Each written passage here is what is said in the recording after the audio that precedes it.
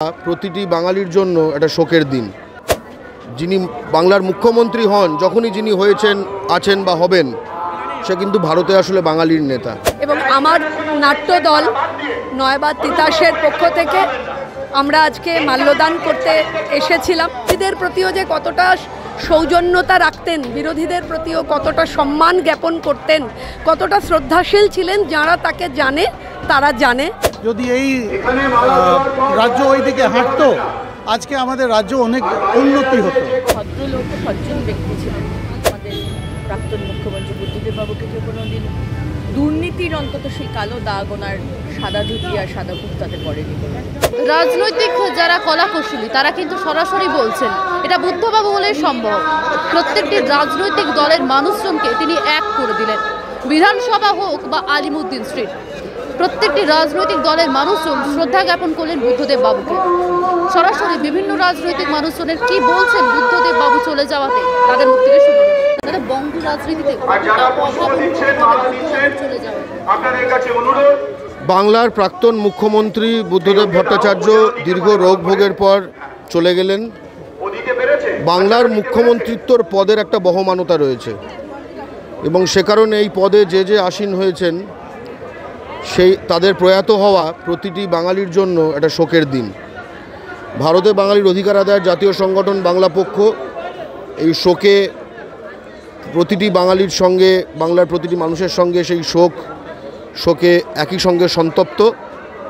এবং আমরা খুব স্পষ্টভাবে বলছি যে বাংলা ভাষার ভিত্তিতে তৈরি এই পশ্চিমবঙ্গ, সেখানে যিনি বাংলার মুখ্যমন্ত্রী হন, যখনই যিনি হয়েছেন, আছেন বা হবেন, সে কিন্তু ভারতে আসলে বাঙালির নেতা। সেই জায়গা থেকেও আমরা তাকে শ্রদ্ধা জানাতে চাই এবং আজকের দিনে বিতর্কগুলি পাশে রেখে তার শিল্প ভাবনার প্রতি আমরা একটা কথাই বলতে চাই যে আজকের শিল্পায়ন বা তার যে স্বপ্নের শিল্পায়ন, সবের ক্ষেত্রে পূর্বশর্ত হোক ভূমিপুত্র সংরক্ষণ। কারণ বুদ্ধদেব ভট্টাচার্য যা করতে চেয়েছিলেন, বাংলার মানুষের জন্যই করতে চেয়েছিলেন। এমন একজন মানুষ, আমরা যারা শিল্প জগৎ থেকে এসেছি, আমাদের কাছে ওনার একটা আলাদা নৈকট্য অনুভব করতাম। এবং আজকে এত যন্ত্রণা, গতকাল থেকেই ভীষণ কষ্ট হচ্ছে। এবং আমার নাট্যদল নয়বাদ তিতাসের পক্ষ থেকে আমরা আজকে মাল্যদান করতে এসেছিলাম। আমার দলের অনেকে এসছেন, দলের পরিচালক আছেন, আমার দলের পরিচালক আছেন। আমরা ধন্যবাদ জানাই শতরূপকে, এই প্রচণ্ড ভিড় তার মধ্যেও ও আমাকে একদম ভীষণভাবে যাতে আমি মাল্যদান করতে পারি সেই অবধি পৌঁছে দিল। এটাই শিষ্টাচার, এটাই সৌজন্যতা, এটাই পশ্চিমবঙ্গ, এটাই পশ্চিমবঙ্গের সংস্কৃতি। এমন একজন মানুষ, আমরা প্রত্যাশায় থাকবো যেন তিনি আবার ফিরে আসেন। সব একদম তাই, একদম তাই। কারণ তার কাছে এভাবে তিনি বিরোধীদের প্রতিও যে কতটা সৌজন্যতা রাখতেন, বিরোধীদের প্রতিও কতটা সম্মান জ্ঞাপন করতেন, কতটা শ্রদ্ধাশীল ছিলেন, যারা তাকে জানে তারা জানে। এবং আজকে তার এই মানুষের যে ঢল, মানুষের যে ভিড়, একদম সমস্ত কিছু বর্ণ, ধর্ম, রাজনীতি সমস্ত ভুলে এই যে মানুষের এসে দাঁড়ানো, এটাই তার বারবার প্রমাণ করে। আমাদের নয়বাদ তিতাস নাট্যদলের পক্ষ থেকে অকুণ্ঠ শ্রদ্ধা এবং আমাদের কৃতজ্ঞতা জ্ঞাপন করলাম যে আমরা এখানে এসে তাকে মাল্যদান করতে পারি। 15 বছর আমি সিপিএম করেছি বলে, আর তখন শুধু পার্টি না, একটা বিশেষ সম্পর্ক ছিল। আমাদের রাজ্যের জন্যে বুদ্ধবাবু যেসব কাজ করেছেন শিল্পায়নের ক্ষেত্রে, আমাদের যদি তারপরে ওনার গদি থেকে চলে যাওয়ার পর যদি এই রাজ্য ওই দিকে হাঁটতো, আজকে আমাদের রাজ্য অনেক উন্নতি হতো। দুর্ভাগ্য আমাদের, কিন্তু আমি রাজনীতি করব না। আমি আজকে ব্যক্তিগতভাবে এসেছি ওনাকে শ্রদ্ধা জানাবার জন্য। অত্যন্ত ভদ্রলোক, সজ্জন ব্যক্তি ছিলেন। কোনোদিন খারাপ ভাষায় কাউকে আক্রমণ করেছে বলে আমরা কোনোদিন শুনি। এবং আজকের দিনে যে সমস্ত রাজনীতিবিদদের যেভাবে দেখা হয়, সব করাপ্ট, দুর্নীতিগ্রস্ত, স্পেশালি আজকের সরকারের, তৃণমূল সরকারের যে মানুষ, সেখানে এই ভদ্রলোককে, এই আমাদের প্রাক্তন মুখ্যমন্ত্রী বুদ্ধদেব বাবুকে কেউ কোনোদিন দুর্নীতির অন্তত সেই কালো দাগ ওনার সাদা ধুতি আর সাদা কুর্তাতে পড়েনি। একটা 2 কামরার ছোট একটা ফ্ল্যাটে আজকে লাস্ট কয়েক বছর কাটিয়ে দিয়েছে। মুখ্যমন্ত্রী হিসেবে তার পাওয়ার ইস্তেমাল করে উনি কি ভালো জায়গায় থাকতে পারতেন না? উনি কি ভালোভাবে থাকতে পারতেন না? কিন্তু করেননি।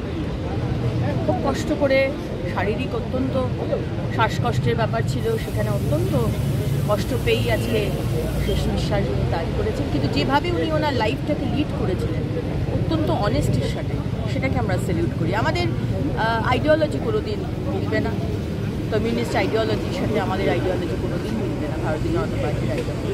কিন্তু মানুষ হিসেবে, ব্যক্তি বুদ্ধদেব বাবু, তাকে আমরা সম্মান জানাতে সমস্ত আমাদের সম্মানীয় বিরোধী দলনেতা, আমাদের চিফ হুইপ এবং আমাদের বাকি এমএলএরা সবাই আমরা ছিলাম আজকে ওনাকে শ্রদ্ধা জ্ঞাপন করার জন্য। নন্দীগ্রাম ইস্যুতে আপনারা রাস্তায় নেমেছেন, তার বিরোধিতা করেছেন।